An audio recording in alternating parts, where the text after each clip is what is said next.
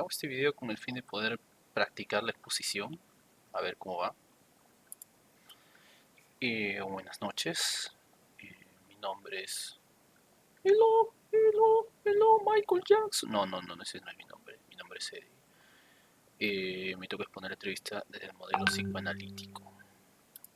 A ver, vamos a empezar por los conceptos básicos. El modelo psicoanalítico fue por primera vez propuesto por Freud, por Sigmund Freud. Todos conocemos quién es Sigmund Freud. Como ustedes saben, el modelo psicoanalítico tiene una base médica clínica.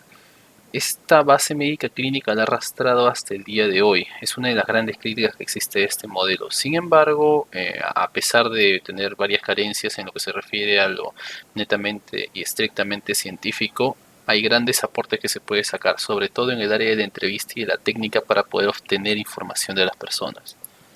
Vamos a empezar con los conceptos básicos. En primer lugar, para poder hablar en el mismo lenguaje en el cual hablan las personas, digamos, que trabajan en esta teoría, tenemos que trabajar con las tres tópicas que proponía Freud. Freud propuso tres tópicas, las tres fueron en diferentes etapas de su vida, en diferentes periodos del tiempo. La primera tópica habla acerca de el consciente, preconsciente e inconsciente. El consciente, preconsciente e inconsciente es parte de, digamos, cómo es que se estructuran los contenidos de pensamiento y los contenidos emocionales de los seres humanos. Todo lo que nosotros pensamos ahora y todo lo que nosotros percibimos está dentro de nuestro mundo consciente. El consciente es algo que yo puedo dirigir, es algo que yo sé que está ahí, es algo que yo sé cuál es la intención de que esté ahí. El preconsciente se podría decir que es el límite entre el consciente y el inconsciente. Este límite es importante porque, como lo veremos después, tiene bastantes enlaces con los cuales se puede llegar al inconsciente. Y el inconsciente es obviamente todos los temas que tenemos, digamos, ocultos, porque de una u otra manera despiertan emociones en nosotros. Eh, Freud hacía digamos, Freud hacía una comparativa bastante relativa con lo que es la física y la energía que requieren los cuerpos para poder solucionar problemas en ciertos momentos. Pero eso lo haremos después cuando hablemos acerca del tema de la asociación libre. La segunda tópica que postuló Sigmund Freud habla acerca del ello, el yo y el superyo, siendo el ello, digamos, todos los instintos con los que nosotros tenemos, nuestros deseos más ocultos y las cosas que necesitamos lograr de una manera impulsiva, tanto racional como emocionalmente. El yo está en medio, el superyo se encuentra el superior es una creación que tenemos nosotros desde que nacemos hasta el momento en el cual somos adultos. El super yo se crea con todas las experiencias que tenemos con nuestros padres, por ejemplo, con todos los límites que nos ponen tanto nuestra familia como la sociedad, va creando una especie de imagen que es de lo que nosotros se supone que tenemos que ser. Lo que se supone que tenemos que ser también crea de paso otro concepto que es el ideal del yo. El ideal del yo supuestamente siempre quiere alcanzar al super yo. Y en medio de eso se encuentra el yo, que es nuestra conciencia en la cual nosotros podemos lidiar y decidir qué es lo que queremos hacer. El yo, digamos, en una persona saludable, busca siempre apuntar a ser el super yo y busca manejar lo que es el ello. La tercera tópica, que es la tópica de la cual menos se habla cuando se habla acerca de Freud, es la tópica del Eros y el Tánatos. Esto suena bastante trágico, hablar acerca de la vida y la muerte, pero hay que tener en cuenta de que Freud propuso esta tópica precisamente justo luego de que su hijo falleciera en la Segunda Guerra Mundial, por lo que es bastante entendible de que haya hablado tanto de la muerte. El Eros es la fuerza de la vida, la fuerza de lo que él denominaría libidinal. Freud asociaba bastante los temas con los temas sexuales. Y el Thanatos era la pulsión de la muerte, es decir, la tendencia que tenemos los seres humanos a la destrucción. Él propone además las etapas del desarrollo psicosexual. Ustedes lo conocen, la oralidad, que está relacionada con el absorber afectos. La analidad, que más o menos está relacionada con el tema de la acumulación de cosas o el lograr objetivos, más que nada en lo laboral. La etapa fálica, que está relacionada al complejo de Edipo, el complejo de Electra. La etapa de latencia, en la cual no existe una relación directa entre la sexualidad y el niño, pero existe una especie de... la manera de querer se manifiesta de una manera tierna en esta etapa.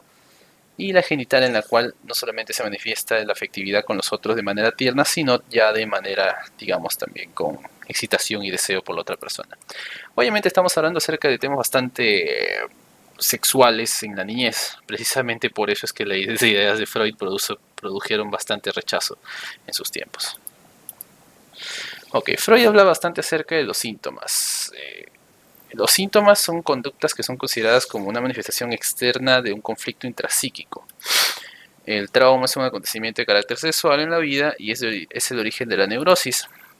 La neurosis tiene un sustrato histórico que implica el reconocimiento de algo que en el pasado, que insiste por ser repetitivo y está fijado y constituyente de los síntomas. Esto es interesante. Freud siempre habla acerca de la repetición de lo que nosotros hacemos. Tanto así que hay un término muy interesante que es la compulsión a la repetición, que siempre se suele usar bastante en el lenguaje psicoanalítico. ¿Por qué? Porque las personas tienen la tendencia a buscar inconscientemente una situación en la cual puedan repetir un trauma inconsciente que quieren solucionar. ¿Okay? Hay que hacer una aclaración en esto. Cuando vamos a exponer hoy día, queremos enfocarnos en enfoque psicodinámico, a pesar de que el tema es el enfoque psicoanalítico. ¿Por qué? Porque el enfoque psicoanalítico que propuso Freud es bastante limitado en lo que se refiere a la búsqueda de lo que quiere. El modelo psicoanalítico, la manera en la cual se realiza, incluso se realiza con un diván y una persona atrás. A lo que el modelo psicodinámico, que tiene aporte de bastantes personas que han trabajado teniendo como base el modelo psicoanalítico, se da de otra manera, se da con dos personas frente a frente y se puede conversar y se puede analizar todas las conductas verbales y no verbales de la otra persona. Debido a la riqueza que tiene el modelo psicodinámico sobre el modelo psicoanalítico, el cual más se usa para explorar a una persona que para poder lograr soluciones en su vida, actualmente vamos a utilizar el modelo psicodinámico para explorar. ¿Okay? La entrevista dinámica comienza con el encuadre, que tiene varios componentes. Algunos no son variables a circunstancias, por ejemplo, el número de sesiones que nosotros vamos a tener depende de cómo sea el tipo de problema que tenga la persona. Es 50 minutos de duración que tengan las sesiones, la asociación libre y la técnica interpretativa, que es la regla básica, obviamente, la vamos a explicar después. Tratamiento vinculado a los honorarios, o sea, se tiene que pagar, y obviamente no puedes usar otro tipo de tratamiento mientras que estás en ese tratamiento. Aunque algunos, he conocido un par de psicoanalistas que sí lo han realizado. Circunstanciales, los horarios se deben a las circunstancias, el consultorio donde va a ser, si va a haber vacaciones o fiestas, la cantidad del pago, cómo se va a pagar. Algunos hacen pagos mensuales, ustedes saben más o menos lo que manejan consultorio, cómo funciona esto. Accidentales, mudanza del consultorio, decoración, cómo viene vestido el analista, los accidentes, los contactos extraanalíticos, es decir, en algún momento de que no estemos en análisis me lo encuentro comprando pan a mi paciente, uy, es un contacto extraanalítico, puede tener una interferencia de repente ahí. Y los externos, que son el contacto y contraste con otros analistas o las supervisiones y controles. Pasa de que los psicoanalistas tienen la tendencia a poder consultar sus temas con otras personas o con otros profesionales que, digamos, puedan apoyarlos en la terapia, en los procesos terapéuticos. La consigna psicoanalítica básica es la asociación libre. Este es lo más importante de esta exposición, que es el método básico que se lleva para poder utilizar la entrevista dinámica. Vamos a explorarlo con mucho cuidado. Tenemos, digamos, a Panchito. Okay, yo me encuentro a Panchito, estoy en un momento tranquilo, pienso en Panchito, estoy conversando con mi analista acerca de Panchito. ¿Por qué estoy pensando en Panchito? No lo sabemos, simplemente estoy pensando en mi amigo Panchito. Entonces Panchito está ahí y yo le digo al analista, sí, estaba caminando por aquí y me encontré con Panchito. Entonces el analista me dice, empieza a conversar, me comenta, ah, sí, ¿cómo es Panchito? ¿Qué buena gente? Ah, Panchito es buena gente, sí, él antes vendía manzanas, me acuerdo, en la puerta de su casa. Sus manzanas eran bien ricas. Ah, ¿y a ti te gustan bastante las manzanas? Me pregunta el analista. Entonces, yo no estaba pensando para nada en temas relacionados a las manzanas. Primero estaba pensando en Panchito. Las manzanas están asociadas a Panchito directamente. Ese es el límite de mi conciencia. Entonces, ahora se va a asociar otro tema. Ah, lo que sucede es que sí, sí me gustan las manzanas. Recuerdo que una vez cuando era niño estaba comiendo manzanas y siempre comía manzanas con mi familia, sobre todo con mi papá, que en paz descanse, ¿no? Y ya pues una vez tuvimos un accidente, me acuerdo cuando éramos niños, debido a que estábamos comiendo o recogiendo manzanas en los árboles y me sentí bastante mal por eso. El analista me puede decir, esto es algo interesante, ¿no? Parece que estamos asociando el tema de estamos empezando a asociar el tema de la manzana con un accidente que ha pasado. El accidente es el límite que se encuentra entre esta manzana y el preconsciente, ¿ok? Entonces seguimos. En el inconsciente ya se encuentra un tema en particular, el árbol. ¿Tuviste un accidente en un árbol? Sí, ustedes solían bastante andar en árboles en esas épocas. Sí, andábamos bastante por el bosque. Yo compartía bastante tiempo con mi padre, de repente puede haber dicho, ¿no? Y empiezo a explorar pensamientos relacionados a esto. Y estoy entrando a algo en lo cual no quería entrar. De repente, y eso es lo que usualmente busca el analista, cuando empieza a ver estos aspectos de asociar contenido con contenido con contenido, esta persona puede cambiar su postura, esta persona puede cambiar su estilo de voz, su mirada puede cambiar de alguna manera, se puede poner inquieto o más tranquilo, un poco más agresivo, de repente un poco más temeroso, dependiendo de cuál sea la reacción. El analista tiene que estar pendiente de este tipo de temas, ¿ok? Entonces, se asocia esto de repente a una conversación que tuvo más antes en la niñez en algún tipo de árbol y llegamos al trauma. Algo puede haber pasado en esos tiempos relacionado a todos estos temas que están jalando desde la conciencia. Acá viene el término físico. Es más fácil para mí poner una cosa encima de otra para poder hacer que una permanezca abajo. Imaginemos un vaso de agua. En un vaso de agua, para poner algo al fondo, es más fácil poner cosas encima que poner mucha presión encima de eso para que se quede abajo. No sé si entienden lo que quiero decir.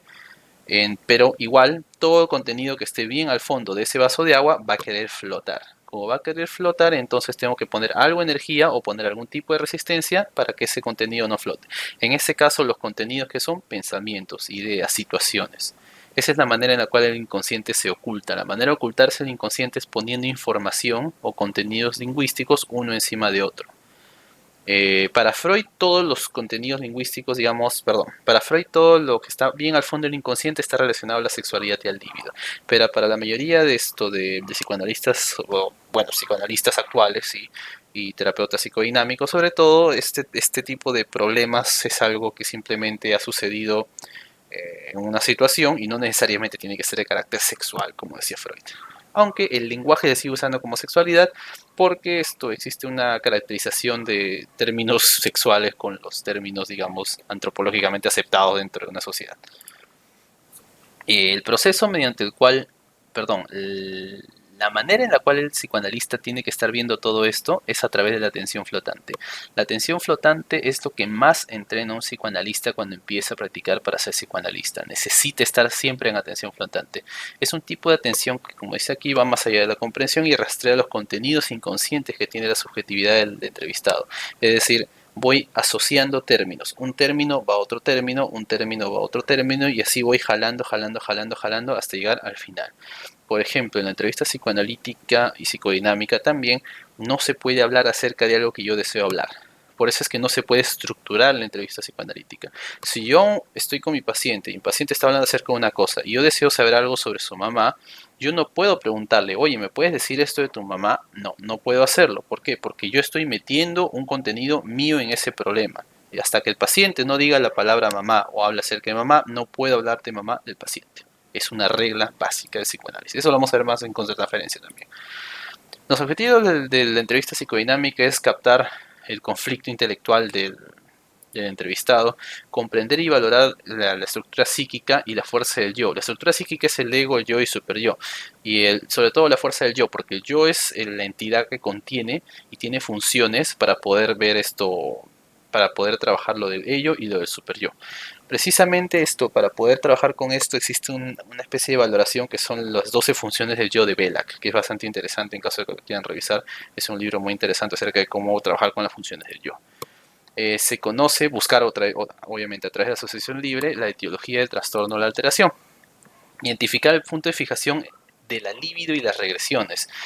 Cuando hablamos acerca de libido es qué es lo que le da el placer a la situación inconsciente para que se vuelva a manifestar. Con placer no solamente hablamos de lo sexual, estamos hablando acerca de situaciones que se sientan bien. Es decir, de niño mi padre me falló, entonces de grande voy a buscar situaciones en las cuales las personas me fallen o voy a buscar personas que usualmente fallan a otros para poder revivir esa situación y ver si en este momento la puedo solucionar.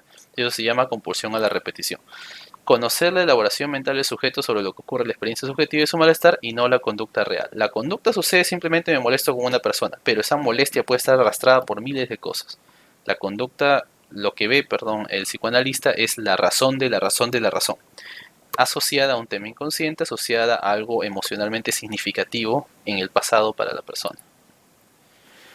Existen los intervinientes, que son el entrevistado y el entrevistador. El entrevistado tiene sus expectativas, sus características personales y tiene una necesidad y una demanda, de la cual vamos a hablar posteriormente. El entrevistador, es decir, el psicoanalista, tiene que estar formado en modelo teórico psicoanalítico, tiene que dejar de lado su propia subjetividad para no realizar contratransferencia, tiene que entrar en contacto con sus aspectos infantiles para poder haberlos trabajado. Porque si tú no has trabajado tus aspectos infantiles, como en toda terapia, que si no trabajas tus propios problemas y te encuentras con una persona que tiene esos problemas, va a haber un choque ahí en el cual no se va a poder trabajar de manera adecuada. Flexibilidad a los cambios rápidos en la sesión, precisamente porque el que tiene el timón de la sesión es el entrevistado, no nosotros. Y reconocer la transferencia, cuando es que una persona está haciendo transferencia con nosotros, o reconocer cuando yo también estoy haciendo transferencia al paciente, que eso sería contratransferencia. La demanda es quién desea la consulta. Todo es importante en la sesión, incluso la primera frase que dice el paciente es importante. Recuerdo que un profesor psicoanalista me comentaba de que si una persona te dice que cuando entra tiene frío, ese frío significa algo. Puede significar algo relacionado con lo que él entiende que significa el frío. Por ejemplo, cuando una persona dice algo así como que eso no me pasa a mí, ni que tuviera 15 años, ese decir 15 años tan aleatorio que suena como si hubiera dicho una cosa de la nada, es importante. A los 15 años le ha pasado algo, por eso es que ese contenido ha salido.